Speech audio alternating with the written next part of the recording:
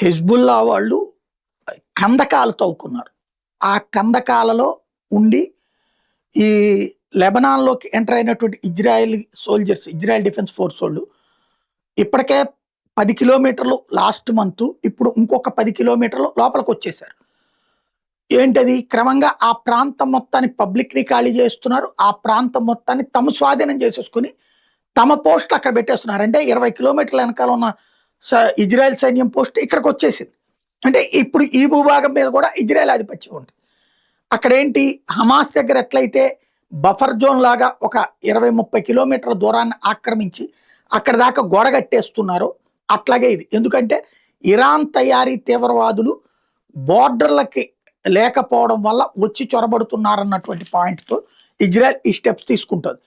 తాజాగా ఇలా వచ్చే ఇజ్రాయలీ సైన్యాన్ని చంపడానికి కందకాలు తవ్వుకుని ఆ కందకాల్లోనే బాంబులు, తుపాకులతో, మిస్సైళ్లతో కూర్చున్నారు 45 మంది 3 కందకాలలో. హెజ్బుల్లా తీవ్రవాదులు.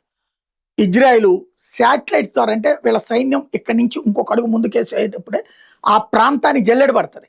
గుండు సూదితో సహా కింద కనబడేటటువంటి అన్ని అబ్జర్వ్ చేస్తుంటుంది, మానిటరింగ్ చేస్తుంటుంది. ఇలా 3 కందకాల్లో వీళ్ళు ఉన్నారని గుర్తించింది. ఆ విషయాన్ని సైన్యానికి సమాచారం చేరవేసింది. అక్కడి నుంచి వాళ్ళ కమ్యూనికేషన్ వ్యవస్థ ఆ 3 ప్లేసెస్ని తీసుకొచ్చి ప్యూర్లీ ఎలాగంటే బ్రతికుండగా సమాధి చేయడం.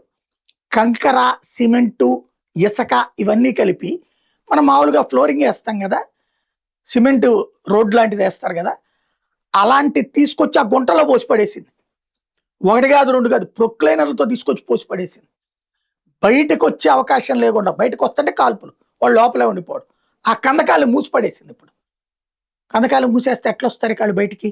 గాలి కూడా ఆడకుండా. వాళ్ళకి కనుక కందకాలకి ఆల్టర్నేటివ్ అట్టించి వెళ్ళడానికి ఏదైనా దారి ఉంటే ఓకే, లేదా అందులో సజీవ సమాధి అయిపోతారు.